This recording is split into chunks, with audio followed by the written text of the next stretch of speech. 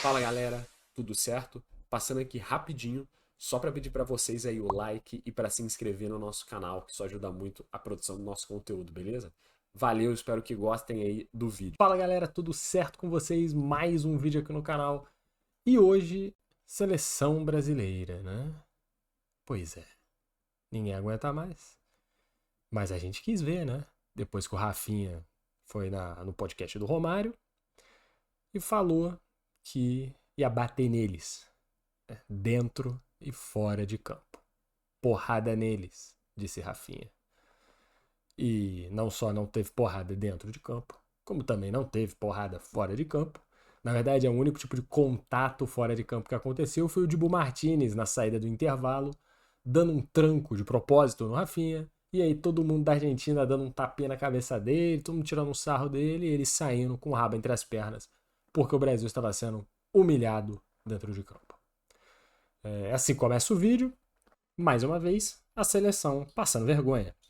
E assim, não era exatamente muita surpresa, né? Já não vem fazendo uma grande eliminatória para a Copa, a gente vai se classificar, porque basicamente todos os times se classificam na América do Sul, né? E tem times horrorosos que vão ficar de fora, como Chile, Peru, etc. Então ele vai se classificar. Mas o Brasil vem jogando muito mal mesmo. E nessa própria data FIFA, né, a gente acabou de sair de um jogo contra a Colômbia, que o Brasil foi ganhar no último segundo, num chute de fora da área, que desviou e por isso matou o goleiro. O Brasil fez um jogo horroroso contra a Colômbia também, só que como era em casa, estádio lotado, lá em Brasília e tudo mais, eu acho que o time tinha um pouco mais de ímpeto. A Colômbia estava mais se defendendo, porque jogo fora de casa e tal, e o Brasil com ímpeto tentou, buscou, pelo menos teve um pouco mais de vontade e conseguiu fazer o gol. Pô, clima foda. Acabou o jogo, clima foda, o Brasil jogou mal, mas a ideia era de que algo podia ter se revertido ali. Pô, o Vinícius fez o gol, Rafinha puxou responsabilidade, pô, tudo tá bom, vambora contra a Argentina. Vai ser um jogo duro, vai ser um jogo difícil, perder pode acontecer, é até mais provável, mas eu acho que se tinha mais esperança. E que a gente viu hoje, que eu tô gravando isso logo depois do jogo, né? Cara, foi tudo menos esperança. Na verdade, foi o completo desespero. O Brasil entrou em campo, em 15 minutos o jogo estava perdido, e a torcida da Argentina estava gritando olé a plenos pulmões no Monumental de Nunes. Depois o time já está ganhando de 2-0, sem correr nenhum risco e com potencial de fazer mais infinitos gols. Aos 20 minutos do primeiro tempo, o torcedor razoável, que estava vendo, sabia que o Brasil tomaria mais gols a qualquer instante. Qualquer instante. A Argentina estava fazendo o que queria em campo, tinha o controle absoluto das ações do jogo, do meio de campo. O Brasil defendia Wi-Fi, não se aproximava para marcar ninguém. E a única vez que o Brasil fez algum tipo de marcação-pressão foi na hora que conseguiu fazer o gol. Com o Matheus Cunha, que ele finalmente pressionou o zagueiro, que é uma merda. Ele foi lá, pressionou o zagueiro, roubou a bola e chutou pro gol. E o Dibu Martins estava meio dormindo, não sei o que aconteceu com ele, que ele demorou para pular na bola. E um chute que nem foi tão bom assim, acabou sendo um gol. E aí com isso deu uma esperança, falou, pô, vamos ver se o Brasil engrena agora, né? Pô, pegou no tranco, fez o gol, voltou pro jogo, um jogo claramente perdido. E aí na sequência a gente toma o terceiro gol e segue o baile de bola absoluto, que foi uma humilhação. E eu acho que tem aspecto tático, tem aspecto psicológico, tem muitas questões que dá para se dizer, né, desse jogo. Jogo que eu acho que foi a maior humilhação que o Brasil passou desde o 7-1 lá longínquo a Copa do Brasil, em 2014. Né? E em alguns aspectos, na minha opinião, até mais humilhante do que o 7-1. Eu vou fazer esse paralelo aqui rapidinho, porque lá atrás o Brasil foi massacrado, obviamente, pela Alemanha, e teve o fator de ser uma Copa em casa, enfim. Obviamente, eu acho que como humilhação é a top 1. Né? Só que naquela partida o Brasil jogava bem até ali a metade do primeiro tempo, onde tomou 4 gols em sequência. Mas o jogo era parelho até tudo degringolar. E depois o choque foi tão grande que em nenhum momento você sentia humilhação, você sentia choque. Aquele jogo foi chocante, foi traumatizante. O jogo de hoje não foi chocante e não foi traumatizante. E talvez por isso tenha um outro gosto. Né? Ele foi só triste. O Brasil foi um jogo triste, a seleção morreu. Né? E até trazendo aqui, a torcida da Argentina no segundo tempo cantava uma música, por sinal muito legal, né? Pena que é contra o Brasil, que eles ficam falando, ah, o Brasil morreu, o Brasil morreu. Aí todo mundo faz shhh, e aí o estádio fica em silêncio durante uns segundos, e depois 1 minuto de silêncio porque a seleção brasileira morreu. Porra, é absurdo, absurdo. E realmente, a seleção brasileira morreu. Não joga nada contra times horrorosos, ganhou do Chile na Bacia das Almas, ganhou da Colômbia na Bacia das Almas, perdeu pra Venezuela. Próximo jogo contra o Equador, fora de casa, na altitude, vai tomar outra taca. Foi humilhado pela Argentina. Se eu não me engano, não ganha. A última vez que o Brasil fez um gol na Argentina foi em 2019. Sei lá, porra assim. Uma coisa completamente surreal, né? E, cara, foi triste de ver, porque em nenhum momento a seleção de fato jogou bola. Não era competitiva. Parecia um time de Série A jogando com um time de Série D na Copa do Brasil. Dominando o jogo, meio modo treino. No segundo tempo colocando reserva. E o jogo continuava dominado. Só, cara, a seleção brasileira, pô. Surreal. Completamente bizarro. Triste. Muito triste, simbólico do fundo do poço que chegou a seleção, né? E tem que se dizer, obviamente, do ponto central, né, disso tudo, que é a discussão entre os jogadores, né, e a comissão técnica. Primeiro no ponto dos jogadores, que eu acho que é um pouco mais simples, né? Não jogaram porra nenhuma, né, para não medir aqui as palavras, os jogadores não jogaram porra nenhuma, nem contra a Colômbia e nem contra a Argentina, mas muito menos contra a Argentina, porque no outro jogo, né, o Brasil tinha querência, né? A gente fala, pô, o time tava querendo ganhar, você via a dedicação. No jogo de hoje, o time, porra, se cagou inteirinho do minuto 1 ao minuto 93, que ele deu 3 minutos de acréscimo.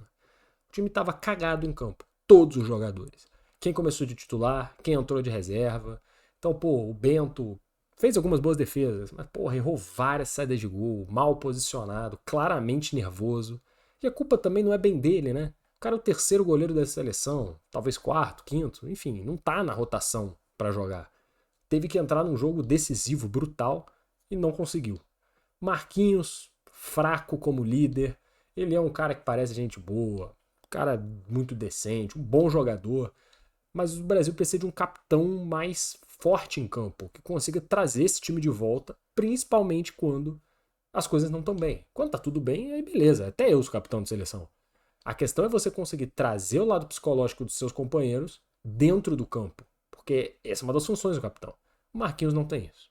O companheiro de zaga dele hoje, que foi o Murilo, provável que tenha feito sua pior partida como um jogador profissional, né? Não digo nem só pela seleção, porque ele está estreando pela seleção, e fez uma partida bizonha, né? Bizonha. Ele errou tudo que ele fez até sair, né, de jogo, foi substituído, ele errou tudo. Dos 2 primeiros gols a bola batia nele, ele estava mal posicionado. Tenebroso, tenebrosa participação. Ele que é bom zagueiro, vem fazendo um ano excelente no Nottingham Forest, só que o coletivo não funciona e isso faz com que o individual fique muito vulnerável. E o cara que tá ali, é jovem, pô, tá nervoso, claramente todo mundo estaria, né? Você precisa ser muito cascudo para estar tranquilo num jogo desse. Acabou degringolando tudo. Substituído pelo Léo Ortiz, fez um jogo horroroso também. É ele que é um excelente zagueiro no Flamengo, zagueiro extremamente técnico, grande posicionamento, passes, abre jogo, controla a bola. Fez tudo o que ele não faz no Flamengo na seleção. Porque o time subiu no segundo tempo para abafar de qualquer jeito e toda hora ele estava num mano a mano, correndo de costas, tendo que buscar o adversário na velocidade. Isso não é característica do Léo Ortiz. O Léo Ortiz não joga assim e foi forçado a jogar dessa forma e ficou exposto. Errou várias bolas, passes nervosos e claramente também nervoso com a situação toda, né? Ninguém estava bem. Outro cara que ficou queimado de maneira desnecessária, sendo que é um grande jogador. As laterais, o Wesley, que tem característica de apoio no ataque, né? Tentou fazer isso algumas vezes, a maior parte das vezes não teve sucesso, porque também estava exposto defensivamente, né? O companheiro nunca voltava para marcar. O Wesley, volta e meia, estava com marcação dobrada. Ele tinha que marcar o lateral e tinha que marcar o atacante que estava com a bola. Isso aconteceu algumas vezes durante o jogo. Ele ficava vendido, ele não tinha quem marcar e ficava andando para trás tentando ganhar terreno, só que não tinha o que fazer. Porque o Rafinha não acompanhava na marcação. Porque o Rodrigo não acompanha na marcação. Os atacantes não marcam na seleção brasileira. Eu não sei porquê. Na seleção brasileira, Rafinha, Vinícius e o Rodrigo acham, Matheus Cunha também, que tem o direito de não marcar. Isso sobrecarrega o lateral. Ainda mais um jogador como Wesley, que não tem características defensivas tão fortes quanto as características ofensivas dele. né? E ele ficou exposto. Várias vezes ele tentou fazer jogadas de infiltração na ponta direita, como um ponta, e o Marquinhos não lançava a bola para ele. O time não tá sincronizado. O Marquinhos ou não confia no Wesley, ou não treina isso com ele, e por isso não executa. Sendo que no Flamengo é comum esse tipo de jogada, né? Que Léo Ortiz, que Léo Pereira, seja lá quem for, aciona o Wesley na ponta, rapidamente, para ele correr às costas do lateral. E nisso ele é muito bom. Não faz na seleção. Essa jogada, pelo visto, não é treinada. Não sei exatamente porquê. O Guilherme Arana teve o pior jogo da carreira dele. Pelo menos eu espero que seja, porque se ele teve um jogo pior do que esse, é uma completa loucura. Hoje não tem condição de servir a seleção brasileira. Ele foi a peça destoante no jogo. Ele jogou o jogo inteiro, né? E horroroso do início ao fim, errando tudo. Não consegue marcar, não consegue atacar, falhou em todos os gols, sei lá, um negócio completamente bizarro. O Arana, cara, surreal. Também exposto, é verdade, porque o Vinícius é inimigo da marcação, o Vinícius não marca, ele não gosta, acho que tem aversão a voltar para marcar, então sobrecarrega o Arana, que já não tá legal e já não é muito bom marcando. E aí o negócio fica totalmente descacetado. Ele fez um jogo tenebroso, surreal. Subindo, né? Tô falando aqui individualmente cada um. Você tem a linha de volantes, que o Brasil começou com o Joelinton e com o André, que são bons jogadores, mas assim, né, porra, também não é muita coisa, né? O André é um marcador, tem qualidade no passe, mas ele é primariamente marcador. O Joelinton é um cara que tem uma função muito específica no Newcastle, porque ele era centroavante, atacante, virou volante. E aí ele é um cara que faz meio que tudo. Ele marca, ele chuta, ele passa a bola. E aí na seleção ele tem que jogar de cão de guarda. E é horroroso fazendo essa função, né? E quando você tem André e Joelinton, que não tem a característica de criar a jogada, sendo os únicos meios de campo da seleção, eu não vou entrar nesse detalhe, porra, tudo vai pro cacete, né? Tudo vai pro cacete. Não tem condição da formação tática do Brasil ter André e Joelinton pra fazer jogada. Porque essa não é a função deles ali. Quase de primeiro homem, depois dos zagueiros. Ficaram expostos. Muito, muito expostos. Eles estavam jogando contra 5 jogadores de meio de campo da Argentina, sozinhos. Aí dá merda, né? Padrão. Substituídos pela mesma coisa, porque sai André, entra João Gomes, que, porra, querendo ou não, é 6 meia dúzia. Depois entra o Ederson, mas o jogo já estava acabado, o Ederson da Atalanta, né? Com quase 40 minutos de jogo, ele entra em campo, o jogo já está acabado, não tem avaliação, foda-se, não muda nada.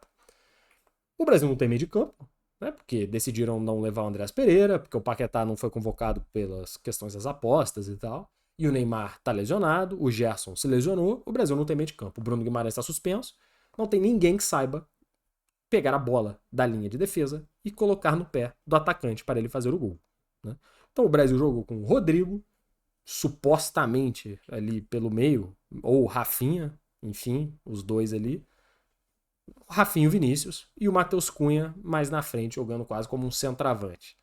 E deu tudo errado. Porque no papel parece muito bonito, mas na prática, o que acontece? O Vinícius ficava aberto na esquerda, o Rodrigo na direita, sei lá, Rafinha ficava meio centralizado, mas avançado, como se fosse um atacante também, um segundo atacante. E o Matheus Cunha também. Então, a bola estava no pé do Joelinton, exemplo, e você tinha 500 mil quilômetros de distância para um atacante. E eles ficavam em linha. Os atacantes ficavam em linha, cara, em vez de ficar recuado para fazer a transição da jogada. E aí a Argentina tinha muita facilidade para marcar, porque você tem menos homens para marcar os 4 atacantes em linha, sozinhos, mesmo que a bola caísse no pé de alguém, ele estava em desvantagem numérica, porque ele estava isolado, não tem para que passar a bola, e nada dá certo, né? E o Rafinha fez um jogo bizonhamente apático, a única coisa que ele tentou fazer foi um chute no travessão, numa falta, muito bem batida, mas bateu na trave, então não importa. Falou a semana inteira e passou a vergonha. Não fez gol e nem bateu, não fez nada. Não fez nada, sumiu no jogo, desapareceu. O Rodrigo, completamente surreal a data FIFA do Rodrigo, que no Real Madrid é um gênio da bola e na seleção brasileira parece que tem preguiça de jogar futebol. Preguiça, a verdade é essa. A palavra é preguiça. No jogo contra a Colômbia ele foi peça nula e no jogo contra agora a Argentina ele jogou meio jogo e você não ouviu o nome dele. Ele não tocou na bola. Participação ridícula do Rodrigo na seleção. Não marca, não ataca, não faz nada.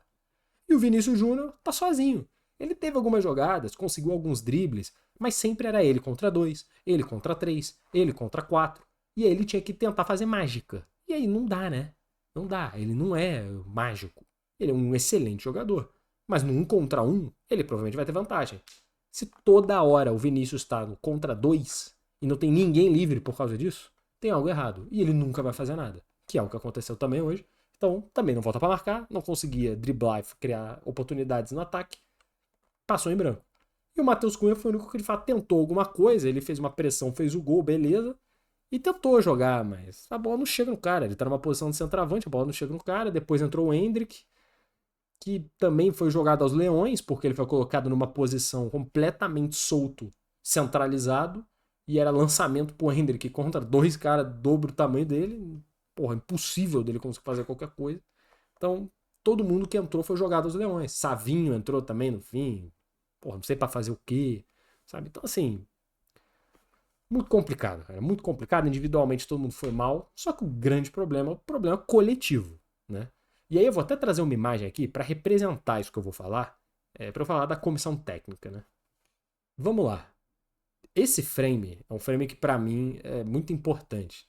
Eu peguei no Twitter do Wallace Borges, que é um comentarista que eu adoro, né, que trabalha na TNT Sports, e aí ele trouxe esse frame que eu acho que mostra muito bem o problema do Brasil. Você tá aí no início do segundo tempo, perdendo de 3-1, supostamente ainda tem tempo, né? Ainda dá pra tu pelo menos um empate, tem meia hora de jogo, porra. Dá pra fazer alguma coisa. E o Brasil, cara, olha como ele tá, olha a disposição do time em campo. Cara, o Brasil tá com 1, 2, 3, 4 jogadores avançando. Olha a linha que o Brasil tá de ataque aqui, né? Olha isso aqui. Você tem o dono da bola, não importa quem é o portador da bola. E você tem aqui jogadores de defesa. Tem gente que obviamente está aqui para trás, né? Não está aparecendo. Mas você tem aqui o portador da bola, o Wesley aqui o lateral, que não sobe porque já tem alguém subindo no lugar dele, então ele fica preso. Você tem aqui os volantes que ficam presos. Todo o meio-campo, absolutamente todo o meio-campo, não tem nenhum jogador do Brasil. Tem 1, 2, 3, 4, pode até falar aqui, 5 jogadores da Argentina e nenhum jogador da seleção brasileira. E aí você fala, mas o Brasil então tá em vantagem numérica, né? No ataque. Você tem 1, 2, 3, 4, 5 jogadores da Argentina contra 4 do Brasil e o portador da bola. Não tem vantagem numérica nenhuma. E o Vinícius tá marcado aqui também e ainda tem a dobra nele. Esse cara marca o portador da bola e tem um monte de jogador sobrando. Ele não vai conseguir conectar no ataque e vai ter que fazer o quê? Voltar. Voltar a bola, recuar, inverter pro Wesley. E o Brasil tá morto. Cara, essa cena é absurda. O Brasil não tem nenhum jogador no meio de campo, cara. Nenhum jogador no meio de campo. E isso me faz pensar. É um problema tático. Por que, que não é aqui esse que eu tenho quase certeza que é o Rafinha, né? Por que, que ele não volta para dar opção? Deixa o Wesley subir. Ele não tá marcando ninguém, cara. Pra que, que ele tá morto aqui no lance? Deixa o Wesley subir e o Rafinha volta. Aí esse colega anda pro meio, o Rafinha é a opção de passo, consegue triangular, às vezes fazer uma jogadinha com o Wesley, mas não. Todo mundo sai correndo pro ataque. Todo mundo sai correndo em direção à área. E isso é uma merda. A culpa é dos jogadores? Parcialmente. Mas é primariamente culpa da comissão técnica, que parece que não treina a jogada. Parece que a única jogada que essa seleção tem é todo mundo sair correndo e seja o que Deus quiser, boi bombar. E isso é um absurdo, porque aqui a gente tem o The Best, um dos futuros The Best, e um monte de jogador colossal, que é decisivo em Champions League, os cacetes. E aqui a gente entra no segundo ponto, que é a comissão técnica, né? Que é a comissão técnica. O Dorival, que é um cara, porra, muito foda, assim, pessoalmente, né? Tipo, como ser humano, excelente, pô, com o trato das pessoas, muito educado e um bom treinador. Ele teve passagens muito boas, São Paulo, Flamengo, é um cara campeão, no Santos, mais antigamente também, no Ceará, se eu não me engano. É um cara muito bem quisto por onde passou, campeão, tem uma grande carreira, cara. E era uma aposta até interessante para a seleção na época em que ele chegou. Era um cara que, pô, já fez bons trabalhos, quem sabe ele não pode resolver esse nosso problema. Mas hoje já tá muito claro que não dá, porque falta repertório. Eu não sei exatamente porquê, eu não sei se ele é muito preso nos seus ideais de futebol, se ele tem dificuldade de adaptação, se ele tem dificuldade de leitura de jogo. Eu não sei exatamente o que acontece, cara. Só que claramente ele tem um problema de repertório de jogo. O Brasil entra em campo com nenhum meio de campo para jogar contra um time que tem 5 meios de campo, é o atual campeão do mundo, está jogando muita bola. O que ele tinha na cabeça? Que o Brasil ia, sei lá, furar as linhas, ficar fazendo gol de contra-ataque? É inexplicável, cara. É inexplicável. Um cara que sabia que o Neymar estava com problema de lesão, já no Santos, de cansaço e tal, que vinha de muito tempo sem jogar futebol, jogou alguns jogos no Santos, beleza, valeu. E aí, depois que ele se lesiona, o Dorival vem a público dizer que ele tinha preparado toda uma estratégia para jogar em volta do Neymar e que não tinha plano B. Porra, cara. O Neymar é um cara que tá com problemas físicos. Beleza, você tem que ter um plano para jogar em volta dele porque ele é o cara da seleção. Mas você precisa ter outros planos. Você não pode ficar perdido. Porque a partir do momento que o Neymar não jogou, ficou claro que ele ficou perdido. Porque o que eu acabei de mostrar aqui, aquela posição do meio de campo é a posição que, por exemplo, teria o Neymar. Poderia ter o Andreas Pereira, que eu não sei por que diabos ele não convocou. Porque já que o Neymar não ia jogar, ele não convocou ninguém para fazer a função do Neymar. Né? O Paquetá, foda-se a questão de aposta. Convoca o cara, pô. Convoca os caras que conseguem fazer parecido da função do Neymar. Se você não quer mudar o estilo de jogo, então faz. Então recria com outras peças. Mas não, ele não fez isso. Ele, não sei o que ele fez. Ele fez um Frankenstein esquisito que ficou bizarro. Completamente bizarro. Além de alguns pontos de falta total de norte. Das ideias mesmo, né? Ele convoca apenas um lateral esquerdo, que é o Arana. E aí, quando tem o corte do Danilo da seleção, que ele supostamente achou, acho que jogaria de lateral esquerdo, porque quando o Danilo é cortado, ele hoje é zagueiro, ele convocou o Alexandro, que é um lateral esquerdo. Então por que ele não tinha convocado 2 laterais esquerdos? Por que um zagueiro se lesionou e convocou um lateral? Qual é a lógica disso? Por que o Endrick, que nem era para ser convocado, foi convocado depois do corte, foi que entrou em campo?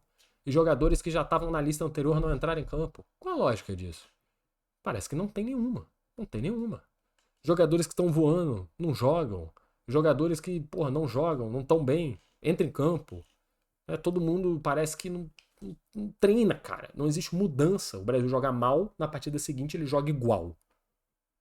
E aí joga mal de novo. Aí na próxima data FIFA mudam as pessoas, além de alguns que sempre ficam. E joga igual. E mal de novo. E isso é um ciclo vicioso para sempre. E aí o Brasil, obviamente, vai acabar se classificando, porque é uma seleção foda. Só que assim, não tem avanço nenhum. Não existe coletivo, não existe um elenco formado, aqueles caras que sempre estão lá, não existe um jogo conjunto, não tem ideia tática, não tem nada, cara. Toda hora trocam os atletas, toda hora o Brasil joga mal, não tem capitão direito, o time não tem liderança, todo mundo é dependente emocional do Neymar. Se o Neymar não tá em campo, o Brasil emocionalmente está derretido, é sempre assim. E quando o Neymar tá em campo, ele é focado pelos adversários e acaba, porra, se ferrando. Cara, tem muita coisa que precisa mudar. Talvez a primeira seja o técnico. Porque trazendo um cara que, na minha opinião, tem que ser um técnico muito cascudo de fora do Brasil, não dá pra trazer Renato Gaúcho, porque isso não vai resolver, Rogério Ceni, porra, seja lá quem for, pô, Felipe Luiz, nada disso resolve. Nada disso vai resolver.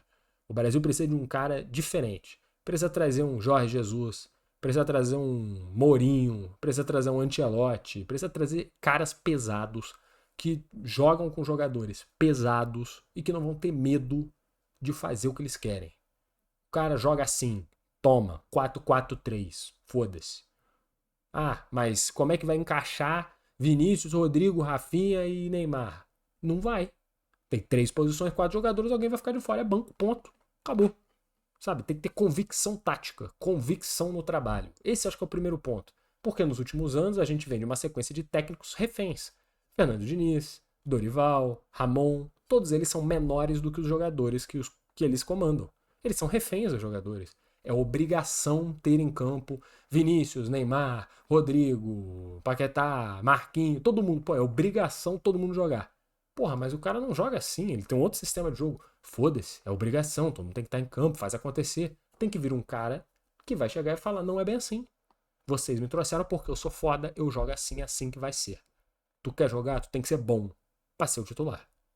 E ponto. Pra mim, esse é o primeiro passo. E aí, depois desse primeiro passo, muda-se toda a questão cultural dentro da CBF, né? Que é difícil institucionalmente, mas no time pelo menos dá para mudar. Sair dessa porra de, sei lá, então, o Neymar é o cara, não temos liderança, tem que mudar essa vibe. Tem que mudar, isso tem que mudar. A seleção tem que ser maior do que os jogadores que estão ali.